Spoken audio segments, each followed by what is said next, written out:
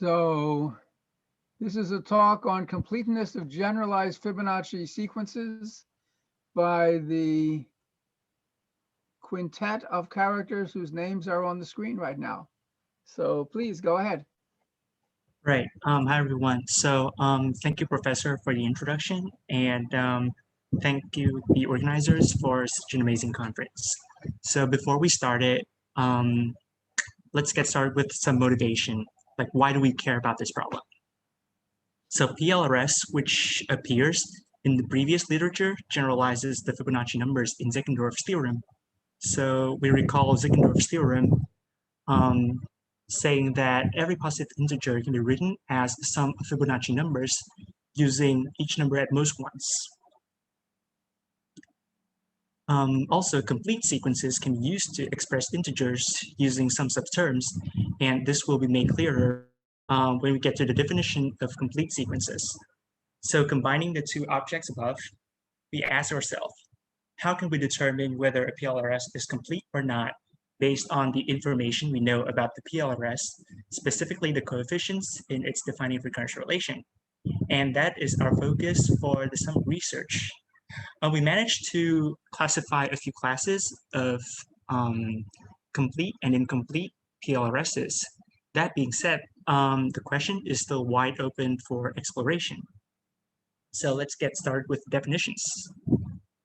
A sequence is PLRS if it satisfies two conditions. The first one is the linear recurrence relation. Okay.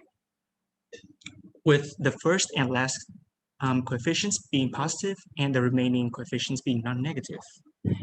And the first L terms of the sequence is generated in a special way.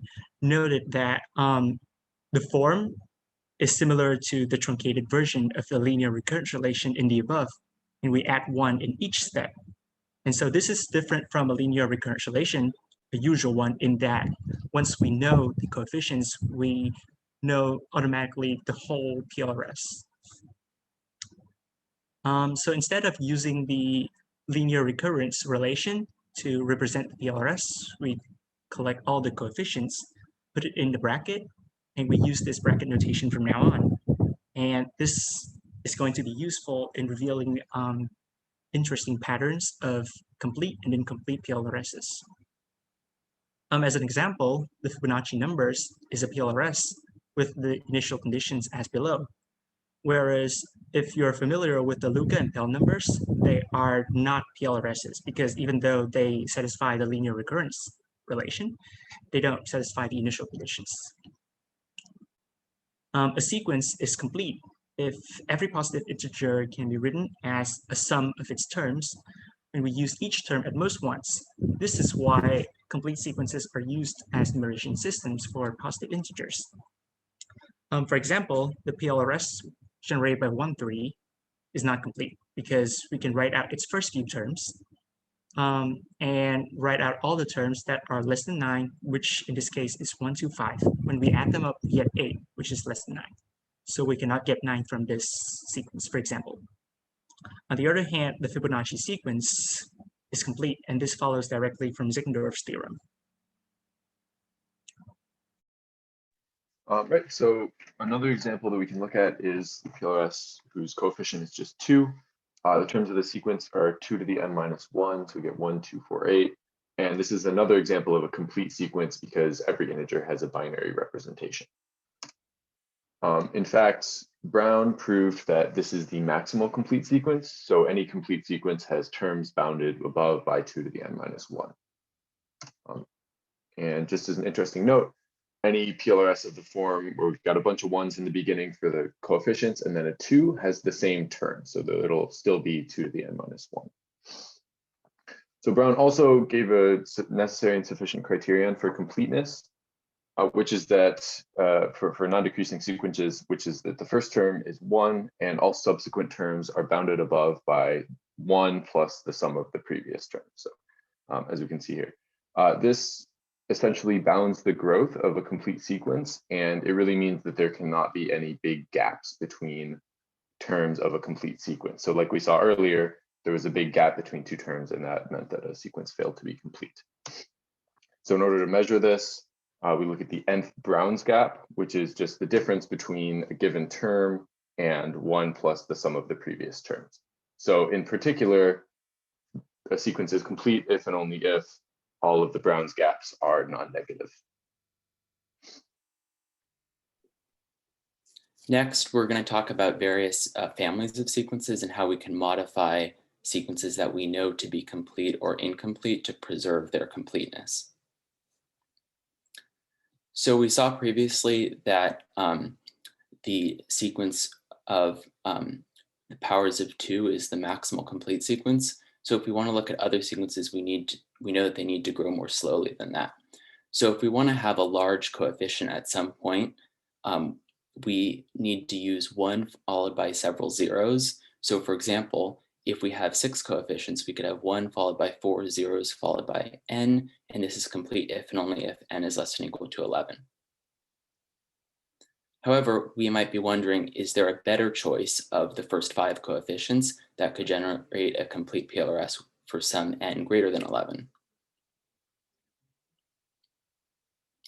So if we look at a variety of different examples where we've replaced one of the zeros in each of the 4 different positions with a 1, we see that in fact, if we replace the second 0 with a 1, this sequence is complete for up to n equals 12, which might be a little bit of a surprise.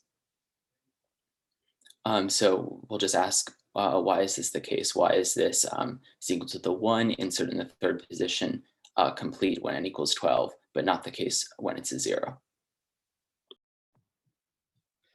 So yeah, so we want to look at the terms for the sequence directly to try and answer this question. You might assume that just because the first sequence has a 1 in one of the coefficients, it'll just grow faster and therefore be less likely to be complete. So in this bullet point here, we write out the terms for 1, 0, 0, 0, 0, 12. And what you want to compare here are the terms within the first bracket and the terms in the second. The second bracket contains all the Brown's sums, 1 plus all the previous terms, and the first bracket just contains the terms of the sequence itself. And you want everything in the second bracket to be greater than or equal to the terms in the first. So if you look closely at the terms of the sequence, you see that everything grows slowly. We just have the integers up to 6. And then once the sequence has enough terms, then we see that the recurrence relation essentially starts, the 12 in the recurrence relation starts kicking in. And so we grow from 6 to 18 to 42. And then if you compare this to the Brown's sums, we see that it simply doesn't grow fast enough. Like the terms of the sequence starts growing really fast. The Brown's sums don't keep up. And so comparing the term in the 8th place, we have that the sum is 40, whereas the term of the sequence is 42, meaning the sequence cannot be complete by Brown's criterion. If we look instead at the next example with 1, 0, 1, 0, 0, 12, we see that because it has this 1 inside the middle of the coefficients, the sequence grows slightly faster, meaning that when the 12th term kicks in again, it's actually totally able to keep up with the Brown sums. And so we actually meet that. The only places where the terms of the sequence matches the Brown sums is here, again, the same coefficient, but here we have that the 61s match.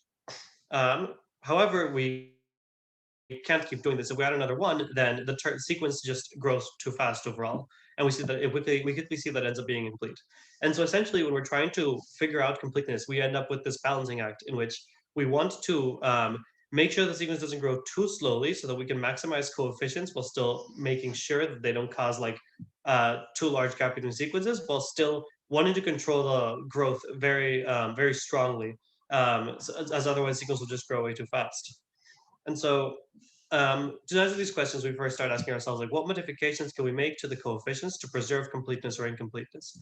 And so the first two original theorems is simply that if you have a sequence that is incomplete, then you can truncate that sequence by removing the last term and simply adding it to the second to last term. So here, the first sequence has L coefficients, so the second sequence has L minus 1 coefficients, and that will still be an incomplete sequence.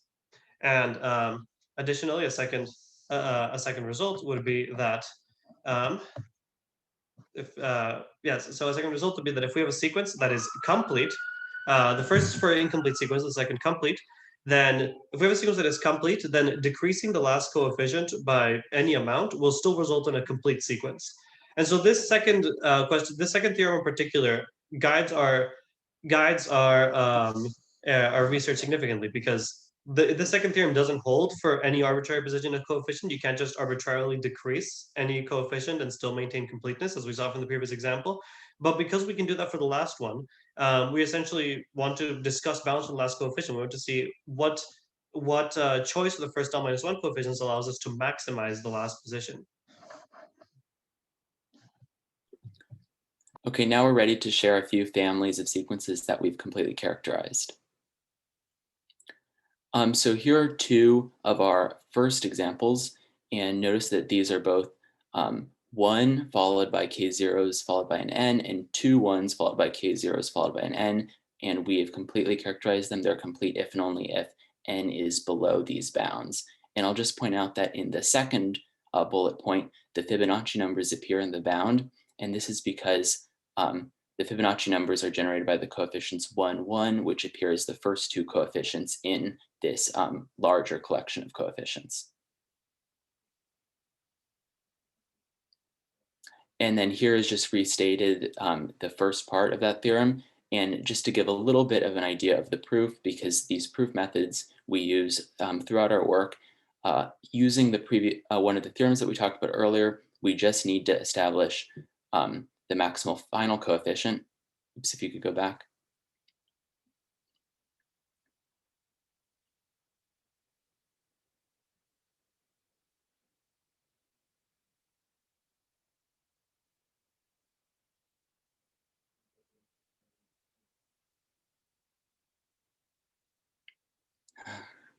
Sorry about this, having technical difficulties.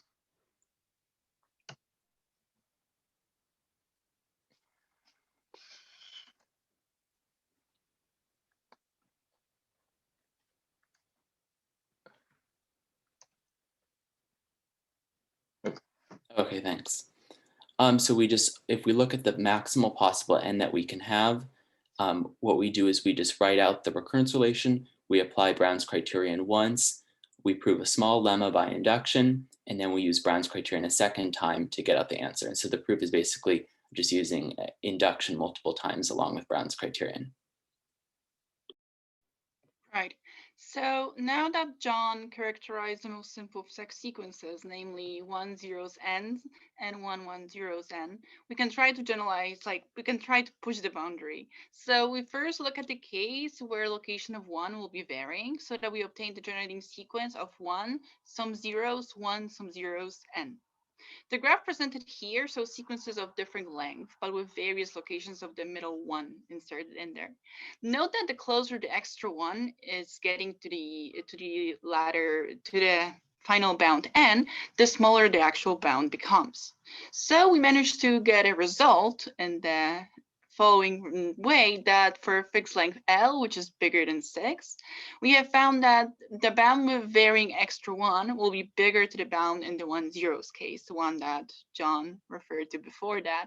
However, where 1 is either second to last or third to last, the bound will be actually smaller than the bounds in 1 zeros case. So furthermore, by a significant generalization, by even more bigger generalization of the previous results, we managed to create a universal bound for all possible number of initial m1s, followed by k zeros, and then the bounding n. As you can see on the graph here, the bound for a given number of zeros increases quite rapidly, with an increasing number of ones being added, only to stabilize and eventually become independent of number of ones being added. In fact, as we later managed to prove, is that it's a half of the sum of 1 followed by sum of Fibonacci, defined as sum of g previous terms, and the upper bound of summand is consecutively decreased by m up to having k plus 1 mod g. It's important, however, that with this kind of large spectrum of generalization, we had to lose the sharpness component, as not always reaching this bound will actually give a complete sequence. However, we do not give up, and we conjecture that for any complete sequence with m initial ones, superseded later by k zeros, adding additional 1 to those already present will keep the sequence complete. For g, in fact, that we have managed to prove that for g greater or equal to k plus ceiling of log 2 of k, the bound on n is to the power of k plus 1 minus 1. And moreover, for g between k and k plus log 2 of k, and k plus ceiling of log 2 of k, the bound on n will be actually 2 to the k plus 1 minus the ceiling of k over 2 to the g minus k. So even though in the previous, like as shown in the previous one, we did have a limits on Fibonacci, however, in this case, we managed to characterize them more explicitly. Okay, so up to now, we have verified whether a PLRS is complete or not using Brown's criterion. So we use Brown criterion to check for each terms of PLRS. So a natural question would be, how far must we check so that we can make sure if a PLRS is complete or not? And based on the numerical data, we conjectured that a PLRS can be determined to be complete or not within its first 2L term. In other words, if a PLRS is incomplete, that it must fail Brown's criterion before the 2L term. And this conjecture actually inspired a theorem that we proved, which is that the PLRS is complete if its first L minus 1 Brown gap is non-negative, and the next L Brown gaps are strictly positive. So note that in this theorem, if we change the strictly positive to non-negative, then we actually get this conjecture. And this theorem is actually a crux of many proofs regarding modifying ones that we had before. So equipped with this conjecture, we seek a different way of modifying PLRSs. So as usual, we'll start with 1, a bunch of zeros, and then n, and we start to switch the zeros from the end to ones gradually. And in this graph here, which is scaled logarithmically, the more zeros we switch to ones, the larger the bound for n is. And this is actually the case. So contingent on this conjecture, next slide, thank you. So contingent on this conjecture, we can prove that if the more zeros we switch to ones from the end, the greater the bound on n is, as long as we don't switch all of the zeros to ones. In particular, if there are no more than half of the zeros converted to 1, then the bound is precisely this monstrous terms below. Yeah, so we can also look at using some more analytic tools by looking at characteristic polynomials and how fast the sequences grow. So just to recall this quickly, if we have a given PLRS, then the characteristic polynomial will always have this form, which we know from the recurrence coefficients, which are part of the data for the sequence. By Descartes' rule of signs, for this characteristic polynomial, there's always going to be exactly one positive real root, which we'll call the principal root. The principal root is also always the largest with respect to absolute value. So this is useful because we're looking at the growth of the sequence, and from the generalized Benet's formula, from the recurrence coefficients in the characteristic polynomial, we get an explicit formula for the terms of the sequence. Since we have this principal root, which is largest in absolute value, we know we have exact asymptotics for the growth of the sequence, which will be theta of R1, so the principal root to the nth power. From Brown's criterion, we know that complete sequences should grow relatively slowly. So we want to relate the size of the principal root to completeness and see how we can use this other analytic tool in order to look at completeness as well. So yeah, we want to talk about useful bounds for the principal root to try and come up with more computationally efficient ways to determine whether a sequence is complete or incomplete, simply by calculating the size of its principal root, which we call R1. So here we just remind you of the definition of this characteristic polynomial. Now, as its constant term is greater than or equal to 1, and it's a positive integer, then immediately we have that the principal root is bigger than 1, simply because the constant term, or its magnitude, in fact, will be equal to the product of all the roots, and R1 is its biggest root by magnitude. So we have a quick lemma as a corollary, which means that if H sub n is a complete PLRS and R1 is its principal root, then R1 has to be at most 2. And this comes from the fact that since the terms of the sequence are controlled by R1 to the n, and then if R1 was larger than 2, then eventually our terms would outpace the maximal sequence, which we know to be the powers of 2. So since we know that it has to be below the sequence in the limit, we immediately get that R1 is less than or equal to 2. So, however, there are incomplete sequences with principal roots less than or equal to 2. So just because the root falls between 1 and 2 does not immediately tell us that it's complete. It's actually much more complicated than that within that interval. So essentially, we want to know how useful is 2 as an upper bound for the roots of incomplete sequences. So firstly, complete sequences and incomplete sequences are very well spread out within the interval between 1 and 2. We actually have a result later on about incomplete roots being dense within this interval. But yes, so we can find complete sequences with roots of sizes arbitrarily close to 2, which are all of the form of coefficients of all ones. And we can even find complete sequences with roots of size exactly 2, just nothing exceeding 2. So checking that R1 is less than or equal to 2, however, is a very fast method to eliminate candidates for completeness, because the majority of sequences will have roots exceeding 2. And, well, essentially, we just have a polynomial with one positive root. And so if we want to check that its root is bigger than is less than or equal to 2, we can simply plug in 2 and see whether that polynomial gives something non-negative, which is much more computationally efficient than checking Brown's criterion for every term. So as for lower bound, so we claim that for any L, there exists a second bound B sub L, such that if a sequence is incomplete, then its principal root exceeds L. That way we would have essentially, dependent on the length of the coefficients L, we would have this interval between B sub L and 2, where the sequences can be both complete and incomplete. Anything with a root less than B sub L would be complete, and anything with a root bigger than 2 would be incomplete. So the proof of the existence of this bound is not too hard. There are finally many sequences that have a root less than or equal to 2, and therefore simply there's finally many choices for coefficients, and so incomplete sequences have to be a subset of these choices, and so naturally we can just find the minimum root between them, B sub L. So the existence of that bound is almost immediate. However, we want to essentially determine its precise value. And so and so just to remind you of a theorem from before, we have that sequences of the form 1 followed by all zeros and then n are complete if and only if n does not exceed this bound. Here we've just rewritten it to be in terms of L, the length of the sequence, rather than k, the number of zeros. And so we conjecture that for any L, the incomplete sequence of length L with smallest principal root is 1 all zeros and then this bound plus 1. So essentially, the smallest incomplete sequences of the form 1 all zeros and then n, where we just add 1 to the previous upper bound. And if this holds, well, let lambda sub L be the principal root of this sequence. And this is essentially saying that lambda sub L is equal to B sub L for all L. This will give us exact asymptotics on B sub L, and is hinted at by all the computational evidence, as well as several results that we have shown in our paper. We just have not been able to narrow it down precisely.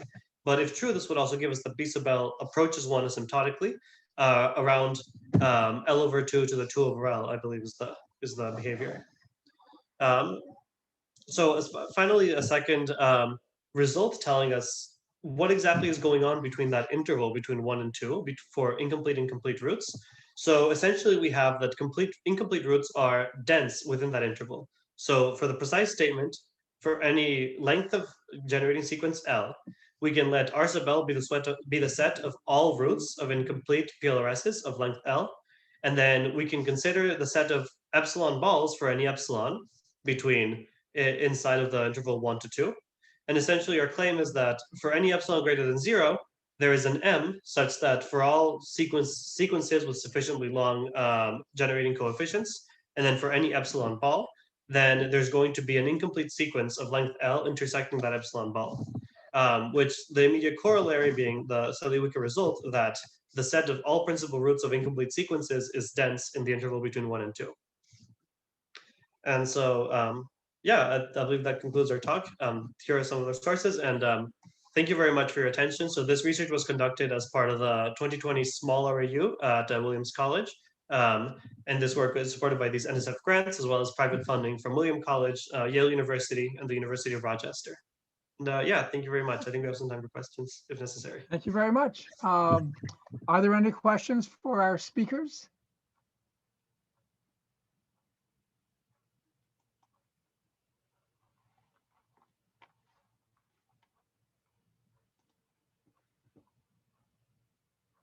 If not, then I thank you again, and we have a 30-minute break.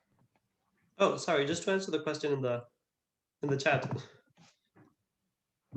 There do in fact exist complete sequences with a ratio equal to 1, which are just generated by, I guess the simple coefficients would just be like just the one that's equal to 1 and has only one generating coefficient. But that would end up looking just like the positive integers. So 1, 2, 3, 4, 5, 6. That would be the only one with ratio equal to 1. Yes. Any other questions? Okay, then we're done. Back in 30 minutes.